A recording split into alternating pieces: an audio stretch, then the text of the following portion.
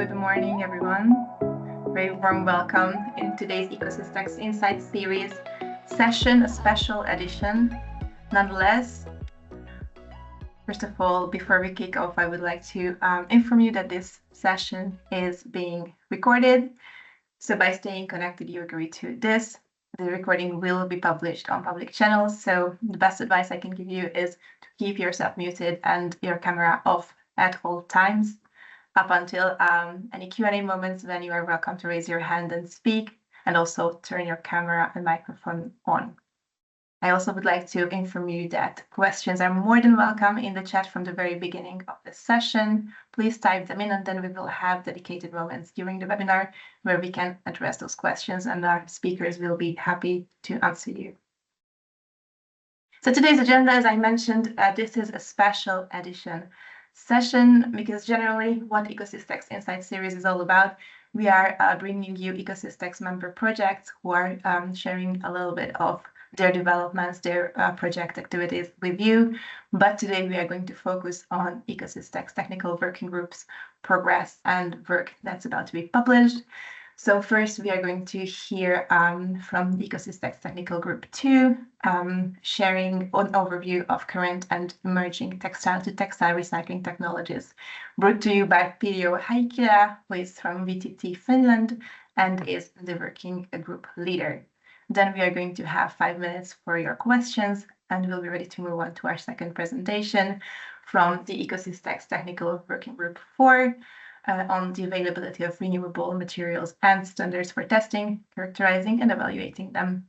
This presentation will be brought to you by Karin Eufinger from Centexbel, Belgium, who is the working group leader of this technical working group of ECOSYSTEX.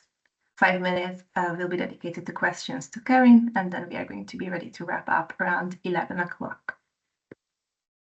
For those of you who are with us for the first time and are not familiar with ECOSYSTEX, let me give you a brief introduction into what it really is. Well, essentially, we call it the European Community of Practice for Sustainable Textile Ecosystem. And it is a network of European-funded projects which are active in textile research and innovation, in textile sustainability, circularity. The goal in ECOSYSTEX is really to create a permanent expert community, which also serves as a central knowledge hub for practical application of EU-funded research and technology for textile sustainability. In this network, we currently have over 40 member projects, and it represents a total budget of close to 300 million euros. The activities within ECOSYSTEX are threefold. First of all, we would like to put a lot of effort into inter-project collaboration. The technical working groups from which you are going to hear today are definitely a very good example for that. But we also put a lot of effort into engagement with policymakers, and we have quite a robust set of dissemination activities through our social media and newsletters. This is probably how you found out about today's webinar as well. Just to sum it up in some key figures, we started ECOSYSTEX last year in January, so we are actually soon reaching our 2-year anniversary. Already mentioned 42 member projects to date, but it's a really fastly growing community. We're welcoming new member projects basically every month. We have over 300 registered experts in the network and 6 working groups, of which we are going to hear from 2 today. We have bi-monthly public webinars. Today is a good example, even though a special one, and also annual conferences. We conclude their 2nd annual conference in October in Milano. So a closer look at the already mentioned working groups, of which we have 6. 2 of them are what we call horizontal working groups. One of them focuses on research and innovation gaps and needs, and another one on joint dissemination. You can see them here on the slide in green, on the top and the bottom. And then in between, the orange ones are technical working groups focusing on different topics. So you can see technical group 1 focuses on environmental assessment and path. Group 2, assessment of different recycling technologies and EOL options. Group 3 on SPD and ESPR, and 4 on renewable materials and standards. You can also see the numbers, the rough numbers of how many projects are represented here in each working group with how many experts at the moment. And of all these, today we are going to focus on the groups 2 and 4. And with that, I'm ready to hand the floor over to Pirjo Heikkilä, so from VTT Finland, the leader of one of the leaders of the technical group 2, who is going to give us an overview of current and emerging textile-to-textile recycling technologies. So, Pirjo, I welcome you here and invite you to take over the floor. Thank you so much, Camille, from your nice introduction. Let's just hope I get it open here without problems. Yes, perfect. So, hello everyone. I'm Pirjo Heikkilä from VTT Finland, and tell you about what we have been doing in the technical working group 2, assessing of different recycling technologies and end-of-life options. So we have put our objectives that we would like to kind of have an overview, understanding of state-of-the-art and emerging recycling technologies. So not just what we have now, but what is coming in the near future. And also look on end-of-life options. So when recycling is not possible and they recommended use. We would like to assess cooperation possibilities between ECOSYSTEX member projects and also get kind of insights on future research needs and another needs for future recycling and end-of-life technology development. Potentially in later stage, we also look on sorting technologies, but that is another big topic and we have a lot of things to kind of clarify and figure out also with recycling. So we have considering it and it might be, we might focus on that in a little bit later state. Yes, I'm one of the co-leads and I'm representing in ECOSYSTEX project Extended. Full name of that is Knowledge-Based Framework for Extended Textile Circularity. And my co-lead is Lien van der Schuren from Centexbel, who is working in SISUTAC project as well as HEREWARE project. So we together are already kind of representing 3 projects and trying to look what's happening. Well, we have been working in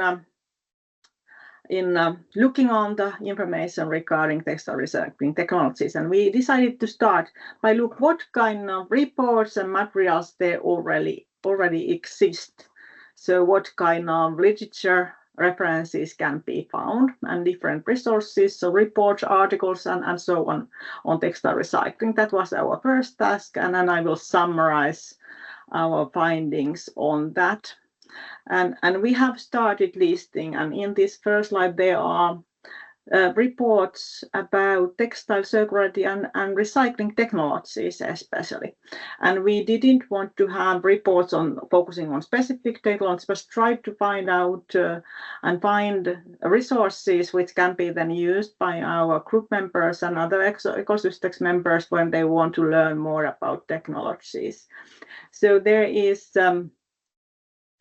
big ones like this McKinsey report looking on scaling of textile recycling in Europe, and then there are also studies made by Joint Research Center of European Commission and of course Ellen MacArthur Foundation report for new textiles economy. So these are this general level, but for example we did in national project in Finland, which I was also coordinating review on from more kind of based on scientific literature, while here is, for example, focus in the McKinsey report was more on investment and scaling up. So there are kind of different approaches in different reports. And for example, here is the regulatory, economic, environmental effectiveness. So there is multiple resources having a different kind of scope, and with reading on different things and depending on what kind of knowledge people are seeking, there are very good resources which are these are, if I remember correctly, all of these mentioned in this list are openly available. Maybe registration needs so that you can download some of them, but this is a very good start if you need to find information about the technologies available, and many of these also have been looking what is on development state. So these were reports, but we also looked at other things. So there are scientific articles and other materials, for example, databases available for looking what kind of technologies they are, white papers, and so on. We didn't focus on finding articles about one certain process, but more on review articles, either looking wider scope in many type of recycling technologies, or for example recycling polyamides, but that is also multiple processes included. So there are existing knowledge, and in addition to these two lists, there are more specific articles and report on certain recycling specific technologies. While we were looking on different kind of reports and materials, we also already listed some of reports and resources about sorting. So when we hopefully at some point get to also time to go through different kind of sorting, so identification and sorting technologies, so we already have good idea of what kind of materials there will be available. I have added here links. I don't know if these are distributed in PDF format. I don't know if the links would be available to Yes, they will. So we can then all of you also get access to these materials. But I will more focus now on the overview of textile recycling and end-of-life technologies. For this activity, our purpose was to kind of have a full view of different technologies within our ECOSYSTEX network, but also beyond. And then we wanted to focus on general level information, which is publicly shared. So we know that many of the projects are developing something and have maybe a deeper knowledge on something, but yeah, we wanted to focus on something we can be shared and not kind of have problematic IPR issues and so on. And we want to do this kind of summary. At this point, it seems that we will at least get the PowerPoint presentation. It will be explaining scope and status of research related to these technologies in participating project, but also in general state of the art. But yeah, and we also have looked kind of SWOT analysis on these. So what are the strengths, weaknesses, opportunities, and threats? And we have divided technologies and different end-of-life options in these kind of types. So we have closed loop, fiber-to-fiber technologies, fiber mechanical, chemical recycling for cellulosics with dissolution, thermomechanical recycling for synthetics and blends, and then also chemical recycling of synthetics, so repolymerization route. Then we have categorized that we have thermal processes like pyrolysis and gasification, and also many biological or biochemical processes which are grouped in the open loop recycling. We can of course return from these back to textile processes, but not directly. So these are more for making chemicals and raw materials, maybe also for other applications than textiles, and of course end-of-life options, energy recovery, but we also probably have to add combustion processes here as well.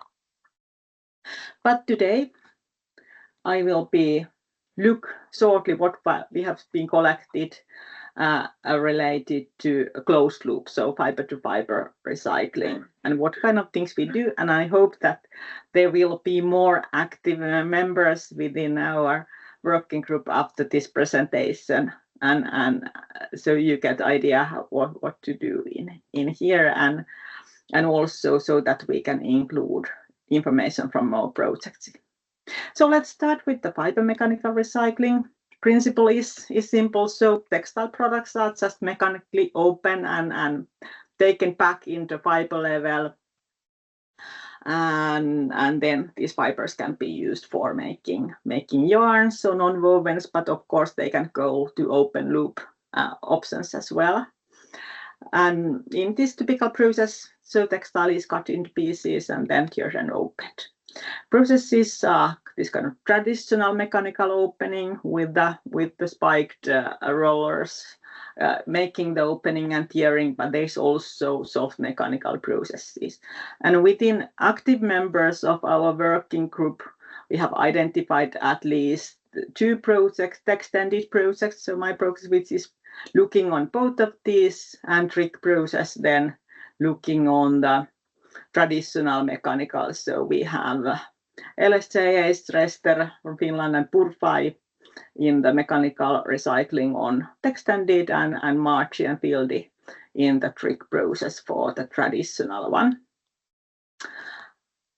And here are our kind of summary as a SWOT analysis of the technologies. And from positive side, I can probably kind of emphasize that this is very simple process. Existing technologies, also equipment are available commercially. It is suitable for monomaterials and blends, and that's why it's kind of interesting. However, on the negative side, the quality is not, so we cannot restore length. We cannot restore anything. Actually, fibers are damaging there.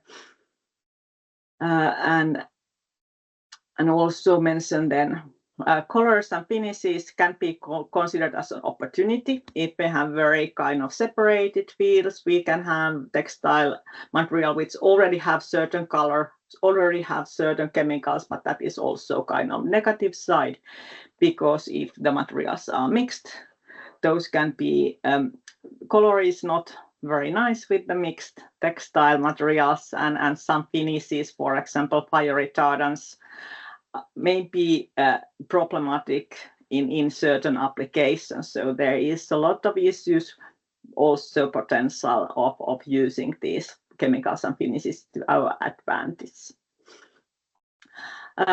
There are limitations, printed, laminated textiles, which are not suitable for this, even though blends are in generally allowed. But when we are opening blends, the quality is not as high. So there are a lot of challenges here, and much focus should be addressed to pre-processing and especially sorting and keeping different kind of textiles fractions separately. But yeah, there are also many other issues you can find from the slides also later on, which were identified from our group, and probably also some other things which can be added in our analysis, but we will continue doing that. Shortly, to then chemical recycling via dissolution. So this is mainly for cellulosics. But for example, for acrylic can be dissolved and spun into new fibers. So process here is that textile is pre-processed if needed, depending on the textile waste type. Solubility due to polymer solvent can be improved in these pre-processes as well. Then we make the dissolution and make new fibers by wet spinning or dry spinning, and fibers can be collected as filaments or cut into staple fibers. So different kind of outputs possible. We have looked at different processes. One is just making dissolving pulp from cellulose waste. So it's kind of focusing on the pre-processing, making the improved solubility making, and then spinning can be made as dissolving, and spinning can be done in different methods. We have this lyocell type process, and then there is viscose process type system, different alkalic water-based solvent systems, also other than traditional viscose, and then there are novel solvents as well, ionic liquid, deputetic solvents, or this kind of other solvent systems. And projects which are working in these different include at least Extended, PESCO up, new cotton project, already ended, but let's focus on here, and then here we're in as well for the kind of these other solvents, while these three were focusing on alkalic systems. And then again, SWOT analysis summary of our technology findings. So well, on positive side, we can kind of state that these are basically the same methods which are used for preparation of man-made cellulose fibers. So there are some knowledge. Of course, adjustments is needed. So this is new development, and understanding needs to be built. We can restore quality, the length and strength of the fibers, enabling also higher value application compared to fiber mechanical recycling. Hygiene problem related to post-consumer textile soap. This is the chemical treatments are removing kind of from the hygiene issues. Also colorants or other chemicals may be removed here. But of course, chemicals can also affect on the processes. It's chemical process or at cost or also deteriorating quality. And then this is a larger scale industry compared to fiber mechanical, and then we have the problems of getting enough materials and collect them from larger areas. Low price of viscose is also threat to this system. On the thermomechanical side, so here we just melt polymers. They are synthetic ones, which are thermoplastic ones, and they can be then maybe chemically modified or not, or just melted and then used for respinning of new fibers by melt spinning, or used to make composites or plastic materials. We can consider processes called this direct extrusion without any kind of modification or valorization, or use reactive additive extrusion and then enhance the properties of the polymer. Extended, PESCO, Sisutak are at least the three projects focusing on these in the project work. There might be others, and if there are somebody from other projects also doing this, you can then contact me later on and join this working group as well. Quick look on the SWOT side. So similar processes to existing plastic processes, fiber length can be restored, so we can go in the application, high validity applications. Colors may be preserved if we have sorted quality, so we can get colors preserved. It's possible to combine different products or waste streams from same polymer, but again we have certain problems that, for example, textile labeling, we have polyamide, but polyamide 6 and polyamide 6.6 are behaving differently and having different process temperatures, so all synthetics require their own processing and temperatures we need to understand, and also deterioration of quality is mentioned on the negative side, in addition to some other issues. And on the chemical recycling, so we go here to molecular level, monomer level. synthetic polymers are broken down, and then they can be repolymerized, and these new polymers have properties like virgin ones, and they can be melt spin into new fibers or used for other processes. And now we have more specified certain reaction to different polymers. So glycolysis for polyester, alcoholysis, especially methanolysis for polyester, and hydrolysis. And also for polyamide 6, we have ring closing depolymerization, which can be used. PESCUAP and extended focusing on glycolysis, and then Solstice process is doing alcoholysis for polyester.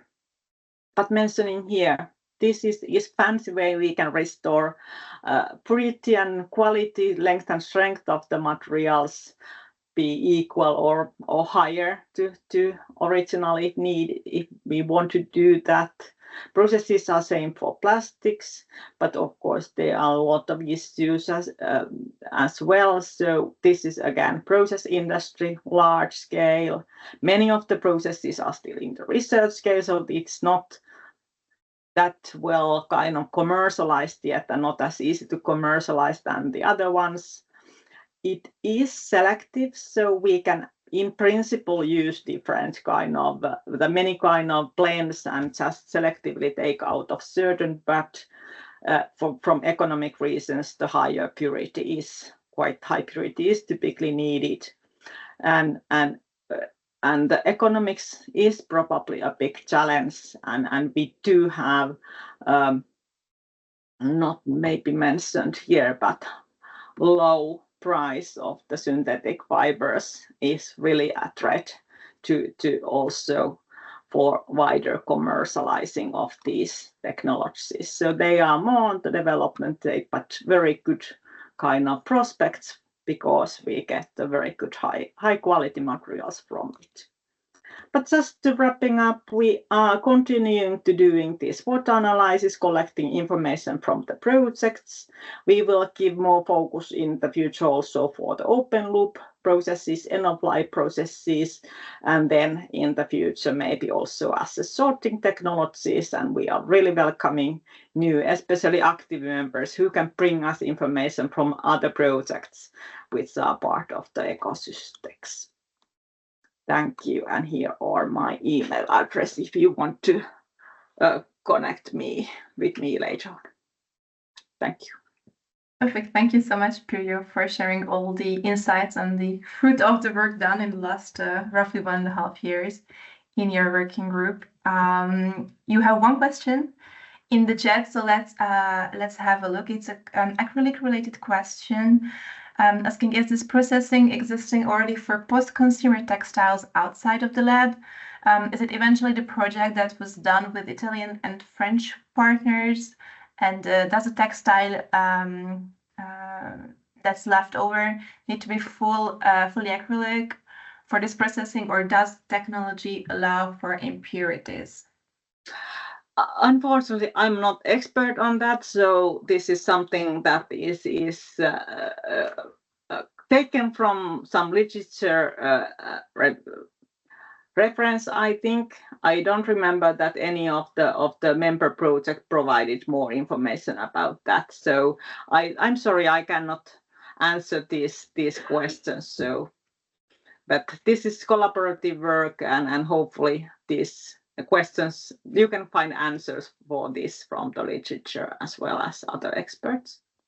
Okay, no problem. Thank you, Pirjo. And yes, another question. Yes, we are going to share all the content that's presented here today. You will receive a recap email after the webinar, so everything will be shared with you.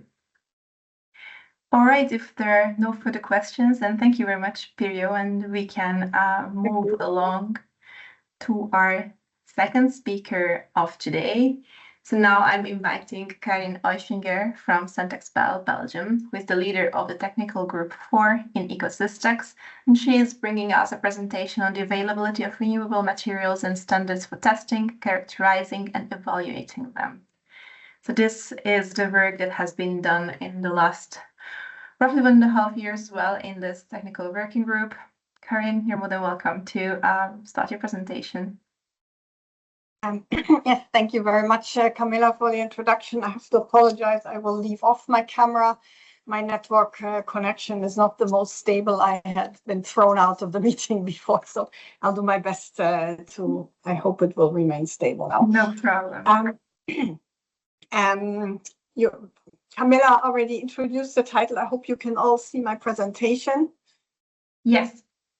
It appears as screen sharing on me, so and you also see the presenting mode, not any other modes, because sometimes things are not shown properly. So everything what I wanted to present is a result from the task group 4, which is called Renewable Materials and Standards. First, a short introduction to what does our task group do. We had collected topics which are related to renewable materials. I would like to say that we saw renewable materials in a broader sense, so that it would also be including partially bio-based and recyclable materials. So the topics of our focus were renewable materials used for textiles, including bio-based and recycled plastics, and their availability, available methods for processing renewable materials and their classification per type of renewable material and or product, advantages and disadvantages of using renewable materials, biodegradability, composting, traceability, European policies addressing quality and implementation of renewable materials in value chains, and related standards and labels which are available under development or in planning. It's a very large scope, and therefore we decided to focus then on preparing 2 deliverables, one focusing on renewable materials used for textiles, including the bio and recycled plastics and their availability, and also related standards and labels which are available under development or in planning. So that means that the other topics are still open for addressing in the next coming months and years. So as mentioned, there was 2 deliverables we prepared, and I want to introduce today a bit you to the content of the 2 documents.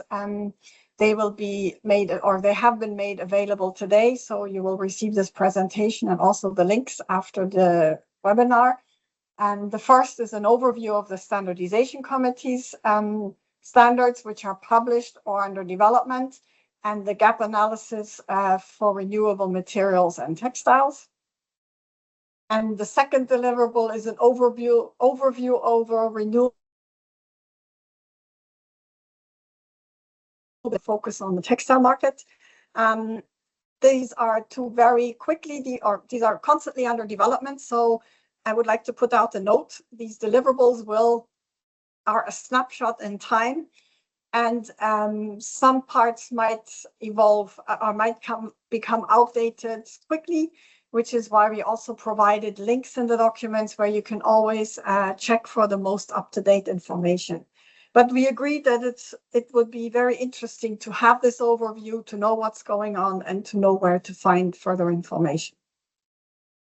So today I want to present you a bit what's in the content. I can't really present the whole document. That's for you to read, but just a snapshot what we all addressed. So the first deliverable has basically 3 parts: standardization committees, and then the documents that they have published and which are under development, with a focus on what was interesting for the topic of the task group. There are a lot more available, but as I said, there's links where you can find more information. Then a gap analysis based on the research projects that were involved in the task group and in general knowledge of the experts. What's missing for new developments for bio-based material and renewable materials. And then also a kind of an overview of certification schemes and labels. And there we also refer to a project which is doing a much more detailed analysis and some checks, which we also then mention in the deliverable. So for the overview, the inventory, we focused on the following CEN and ISO technical committees. We did not collect anything that goes beyond the CEN or ISO technical committees. There's different other committees, but a lot of these are the ones that are really the most we had identified as the most interesting, because also European legislation usually falls back on these standards. Then, so we have bio-based products, textiles. Then there was a subcommittee in ISO on textiles and fibers and yarns. Then we have in CEN textiles and textile products, the CEN TC on floor covering, where you also have textile floor covering, geosynthetics, which also covers geotextiles. Then we have plastics. In ISO, again, you have a specific subcommittee on environmental aspects. Then under packaging, you have packaging and the environment. Some textile products are used for packaging and are covered here. And then we have maybe a bit of a side topic, also the circularity and reliability of fishing gear and aquaculture equipment. Their ropes and nets are the textile products which are implemented here. So for what did we do? What information is being provided? The web page of the committee, where you can find the latest information, the scope of the committee and the structure.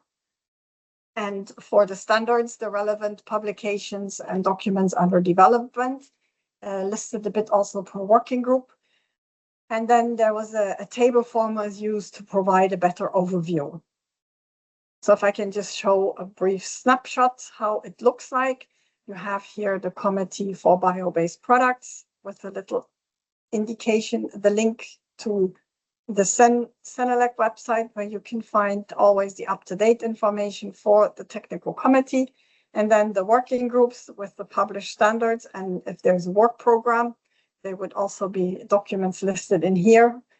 And then specifically for the working group, the link.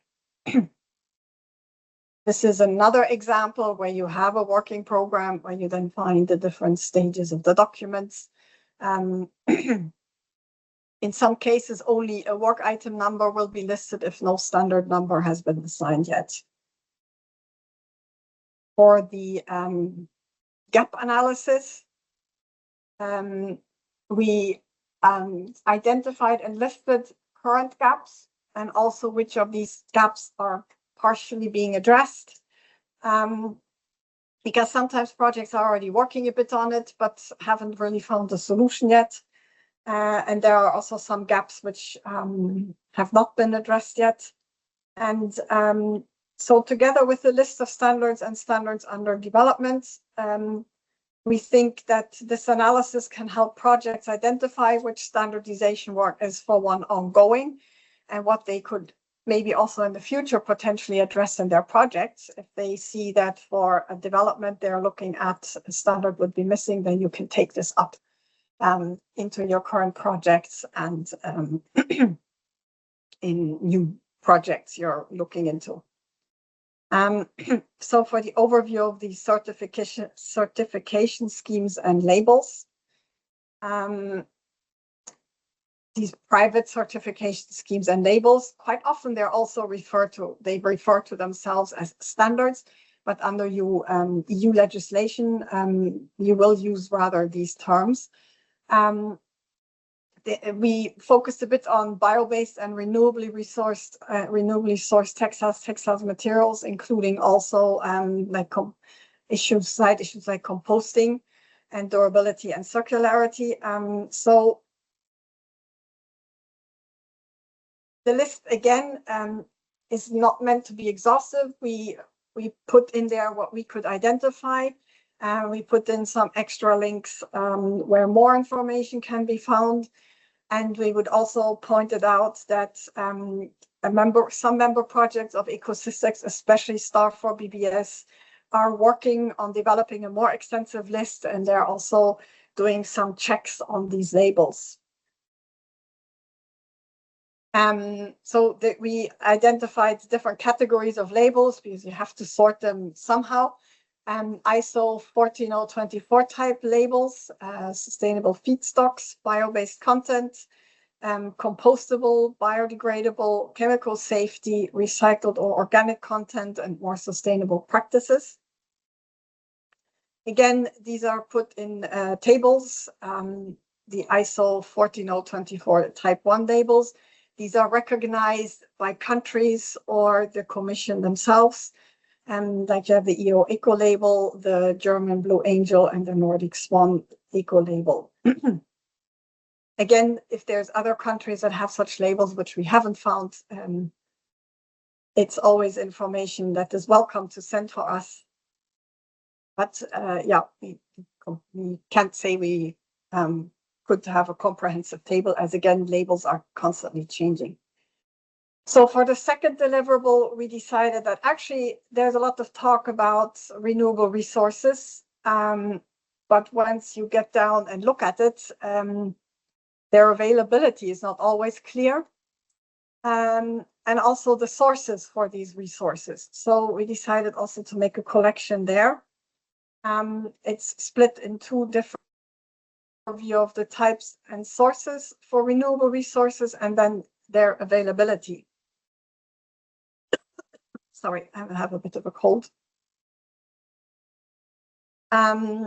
So what did we look at for the material sources? We kind of, we had to give it some kind of order. I've already had comments that, yeah, but there are other categorizations being developed. Our categorization was simply a structuring of the document. It's not meant to be any type of categorization which could be used for legal or other purposes. It's just kind of sorting the document. So we split it up in bio-based polymers and materials, regenerated fibers, and recycled polymers and materials. For the bio-based polymers and materials, we kind of split it up a bit between plants, animals, and microorganisms. And also, are the fibers derived directly from these sources, or are they drawn from regenerated material, or are they drawn from bio-based polymeric material? We also decided we would focus on fully bio-based because there is polymeric material which claims they are partially bio-based, and for the moment, also the definitions there are not so clear, so we won't be focused on the fully bio-based. For the recycled polymers and materials, we have a brief section on recycling technologies, and we provide a reference to a more comprehensive document. And as you already saw, Task Group 4 is looking into this in much more detail. So I would refer you to Task Group 2, excuse me. And then we also had some general considerations on availability and especially the quality of recycled material, because there are still a lot of discussions on that one, and also how to assess it. So for the list of materials and their availability, again, it's kind of what we had found, what we identified. Provide an information on the material itself,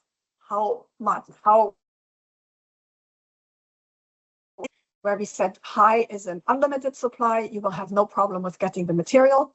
Medium, a moderate supply, it's available, but there is no guarantee that the material is available always. Low, it's a limited supply. The material is available, but not sufficient to cover demands. And scarce is something under development, which are available on a small scale for research purposes. And then we also indicate, is it available in fiber form? Yes. Limited, meaning fibrous materials still under development. No, or in some cases unknown, where we could not find the information. So just again, a visual example how the table looks like. It's again just divided into the different types of material. Is it a natural fiber? Is it bacterial cellulose, a regenerated cellulose, and then different types? Where does it come from? what's the availability for the source, and then also, if available, some links for further information, and a bit of comments on the type of material. And that concludes my presentation. As mentioned, this was what we focused on in task group for the last months. But as you saw in the beginning, we still have a lot of other items on our list. So for the next meeting that will be organized, we will look again at our list and see what will be our future work. These deliverables, as we already mentioned, they are a snapshot in time, and the idea was also to keep them living documents and probably review them every year for an update. So any input will be welcome. And that concludes my presentation. I'm the sole leader of the task group for the moment. There's also an open call for somebody to join me, because the task groups it's normally more interesting if you have a co-leader. So thank you very much for your attention, and then we're ready for questions. Fantastic. Thank you so much, Karin, for sharing all the work that you've been doing so far, and already looking for the future updates. And indeed, it's also true that within ECOSYSTEX, these working groups are managed by volunteer experts, as Karin, as Pirjo, and others who are part of ECOSYSTEX and partner in one of the member projects. So if you are also an ECOSYSTEX member and you think that you also have some experience to bring to this group, then indeed Karin is looking for another host for this working group. So you're more than welcome to reach out and join the work that's being conducted here. I do see one question for you, Karin, in the comment. What is your opinion on the GRS, Global Recycling Standard 4.2 from Textile Exchange?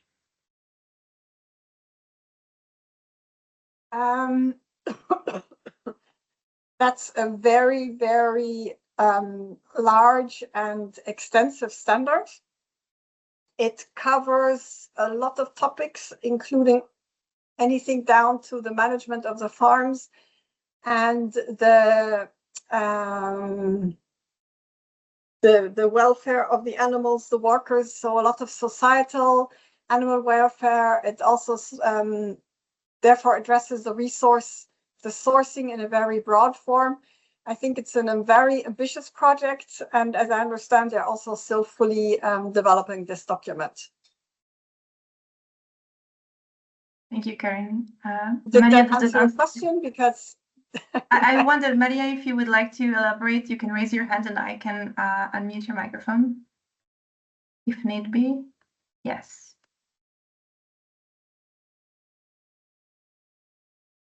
Yes, now you can. So, okay, hi. Sorry, I didn't put my microphone.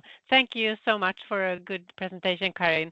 Yes, it is a very it takes a broad perspective. So I was just wondering, if you are to use a standard for your recycled product or so, what is the recommendation? Because as you also have been showing us here, there is a wide variety of standards and also ISO and not ISO. So it's a jungle out there on how to use it. And we note when we speak to customers that we have that they want to know this. So it's super good that you have this working group in ECOSYSTEX kind of sorting it out. So it's very, we are thankful for all advice we can have on what kind of recycling standards that there are and when they can be applicable.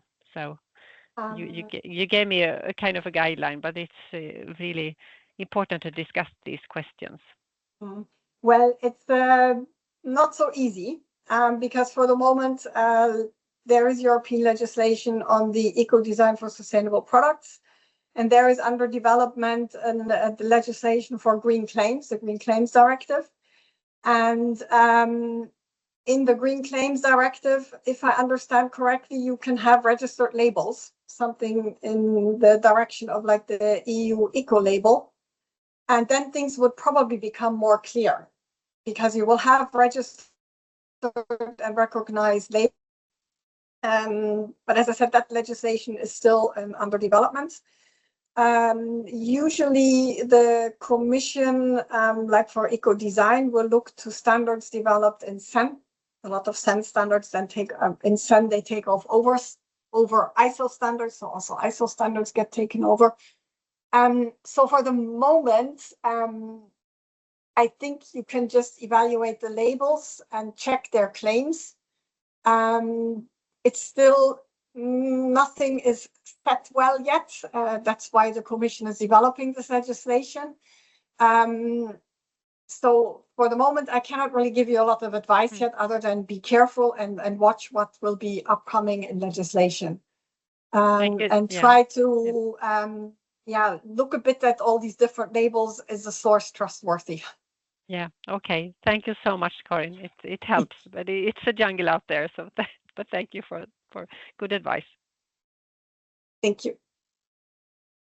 Thank you. And then I see another question or comment in the chat. The list of sub-products to be considered as good under GRS has almost no logic at all. This should not be used as guideline for EU certification as it is today. More of a comment, I guess, from Torino Vincenzo. Karin, any comments on that from your side? My first impression, if I read the standard, is that it's, as I said, very, very broad, and I couldn't find any references to what they base their claims on. And that's I found a very big disadvantage. Normally, if you have a standard, you usually have, it's an evaluation, an assessment standard, and an assessment standard should, in my opinion, refer to at least some literature or other standards for how you do this assessment. So probably it would fail EU certification at that moment, at this moment. Thank you, Karin. I'm just looking around if there are any last questions left. Karin, or maybe even Pirjo. Yes, one more question. Could you elaborate on the choice that was made to very broadly determine renewable materials? My initial reaction was this would allow a lot of materials to be able to call themselves this, even though there is still a large gap between theoretical recyclability and realistically actually being recycled. One comment, we use the term renewable materials in the sense as we defined it in our deliverable. It's not meant to be anything legal. It's just on what materials did we want to cover in our document. So please, your comment is a legal base one, and refer to legislation or standards on the exact definition of a renewable material. It's, as I said, we just use it here to be able to cover also recycled materials, because that was what the task group decided was interesting to cover. Does that answer your question? Yeah. Yes, I see. I see Hannah says yes, thank you very much. So that clarified it. One final call for any questions to our speakers.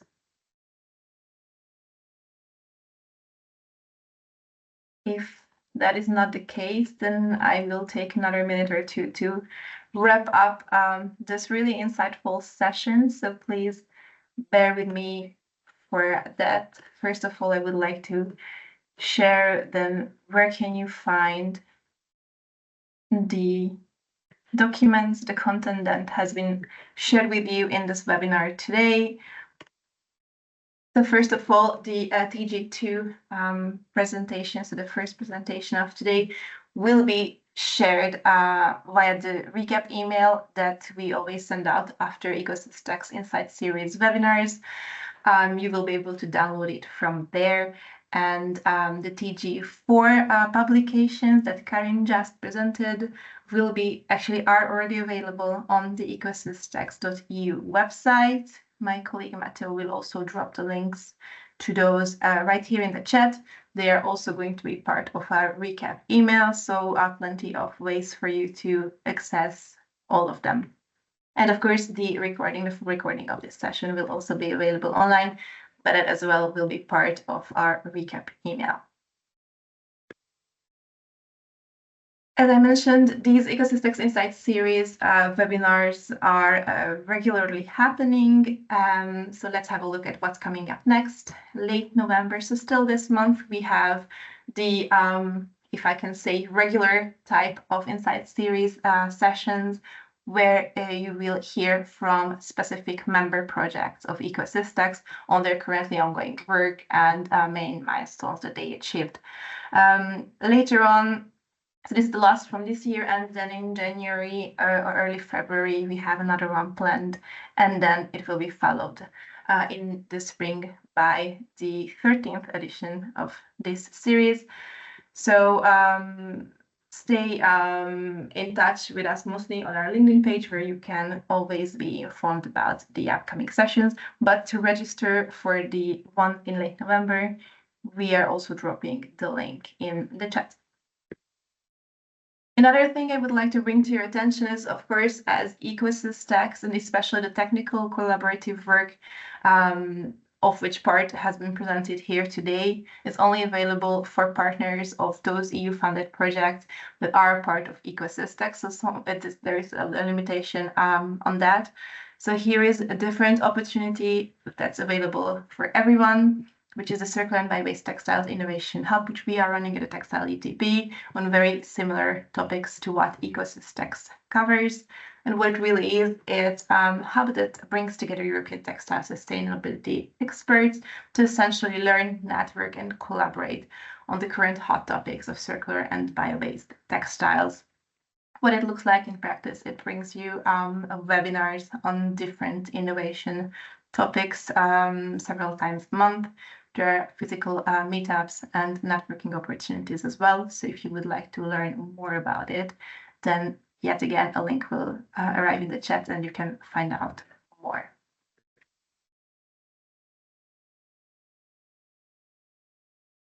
But back to ECOSYSTEX, how to stay in touch. So as I already mentioned, we do have a LinkedIn page, which is really, for me, the best source of information on everything ECOSYSTEX, not only our upcoming events and webinars, but also this is the channel where we communicate about what's going on in each and every one of our member projects. Whenever they have an event, a publication available, or some main development that's really interesting in this field, then you can find those right there. You can scan the QR code here. You can just search for this page on LinkedIn. I invite you to follow it.